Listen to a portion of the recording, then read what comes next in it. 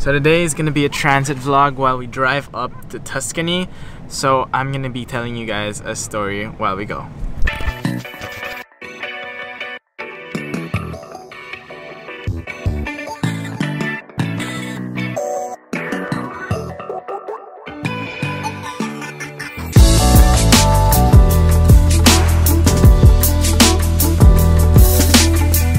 Right now I shoot on Nikon, but it wasn't always like that.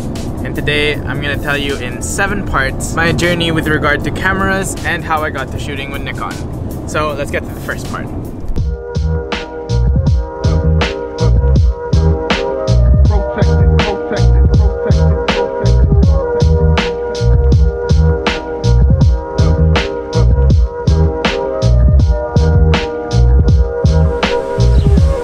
Alright, so a fun fact that a lot of you might not know is that I used to shoot Canon before I was shooting on Nikon. A lot of people find that controversial because Nikon and Canon are kind of like rival companies. So for someone to switch, it's kind of crazy. So the story is basically back when I was in high school, everyone was shooting on Canon. So of course, I went with Canon. I got myself a Canon 60D with a 50mm 1.8 Mark II.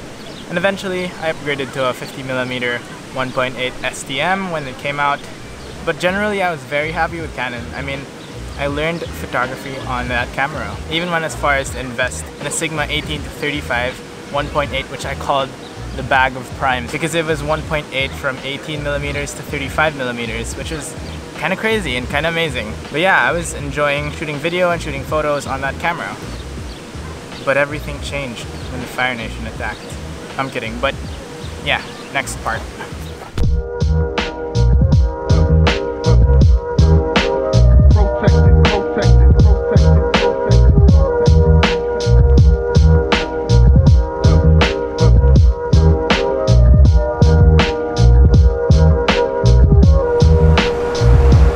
Taking a quick pit stop here on the highway. So yeah, moving on with the story. The switch. Basically, why did I choose to switch to Nikon? In late 2015, I saw this article on Petapixel and it showed these 2 photos. And I could not believe that they were the same photo. I was so amazed, and it turns out it was the D750 that did that, so I had to try it for myself. What really struck me was the dynamic range and the shadow recovering capabilities. From a pure black photo, it became something actually mildly usable, and it didn't have any of that magenta banding that I was so used to on Canon, because when I tried to bring up the shadows on my Canon, it didn't really work out well. So yeah, my Canon 60D, I'm sorry to say, but had nothing on the D750. So I knew that I had to get one, but it was just a matter of when. We have arrived in our place in Tuscany. It is just absolutely beautiful. Check it out.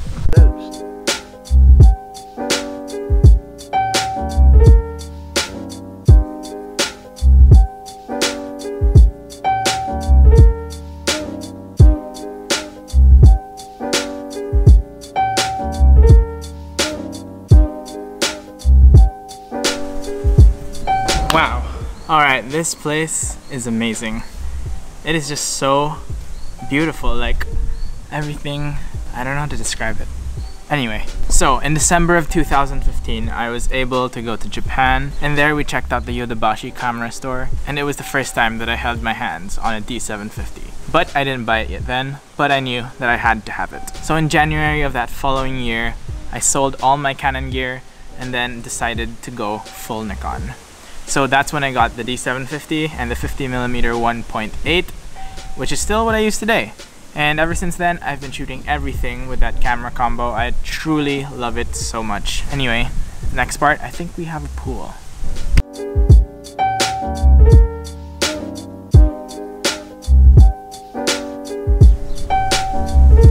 So yeah, I've been shooting with the Nikon D750 for about almost 2 years now.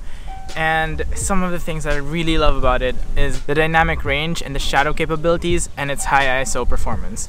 It's just purely amazing for a camera that's been released for almost 4 years. Honestly, I would still recommend it to some people. If your main goal is to shoot Nikon with an affordable camera that really performs well and it's light and compact and it's a DSLR, if that's your thing. And one of my favorite parts is that it has a flip up screen.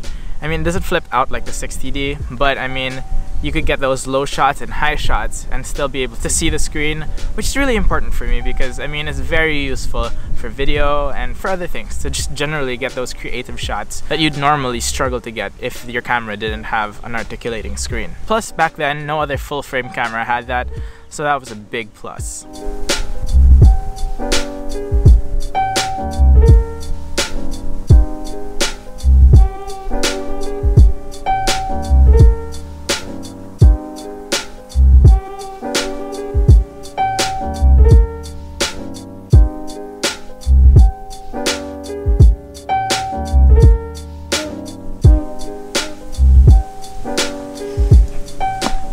I'm not gonna lie though, I had my apprehensions about Nikon in general. For one, in the beginning, I really did not like the look of Nikon cameras. Coming from Canon, I felt like the ergonomics of Canon was far superior and nicer to me than Nikon's, but eventually it grew on me and I've grown to love how Nikon cameras look like and how they feel like. And another thing I told myself, it was either the images look good or the camera looks good.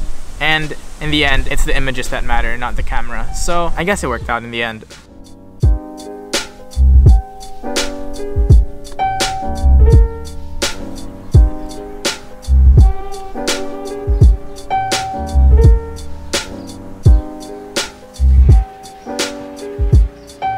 Now I don't want you guys to think that I'm just hating on Canon here because I really do enjoy Canon, but I feel like it just wasn't for me. Like sometimes I still look at Canon lenses and Canon cameras, especially with the 1DX Mark II, and I'm like, could have been me. But I'm very happy with Nikon. But that doesn't mean that I won't be trying other camera brands like Sony. So in June of 2017, I got myself a Sony a6300. And the reasons I got it was that because it was light and compact and it could shoot 4K. And I was really interested in the idea of being able to shoot 4K. And lo and behold, I really enjoy that camera. I even upgraded my lens for it to the 10-18, which is exactly what I'm using right now. And I've been very happy with it as a video camera. And one of the things I really got to commend Sony for is this autofocus. It's just amazing and it's so easy to use. And even though the a6300 doesn't have a flip out screen, I know that I'm in focus because of the lens and because of Sony's autofocusing system. I mean, I enjoy Sony so much that sometimes I think of switching over to Sony, but I mean, I love the DSLR form factor so much that it's keeping me with Nikon. But I'm very happy with the camera combo I have now. The Nikon D750 for photos and the Sony a6300 for videos, and I really enjoy having both for their respective strengths. Golden hour here in Tuscany is just beautiful. And before I end today's story, we're gonna get dinner.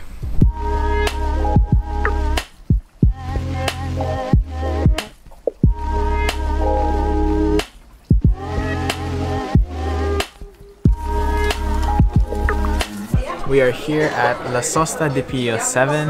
It's a restaurant here in Tuscany and it's really known for its bistecca fiorentina, which is basically a giant ass steak. So let's eat.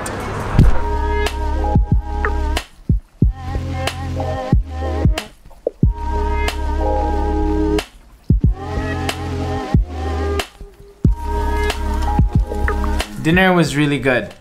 And the main takeaway, well, there was no takeaway. We finished everything. But the main takeaway from this story is that you should go with what works for you. So at the end of the day, all the opinions of people, all the reviews, all the critics, all of them talking about the cameras and how well it performs, it doesn't really matter.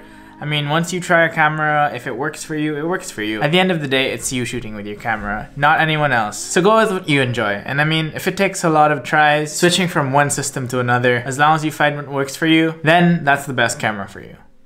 Alright, I hope you guys enjoyed this little story vlog, and I'll see you guys tomorrow. We're gonna be exploring Tuscany. I'm stoked about it.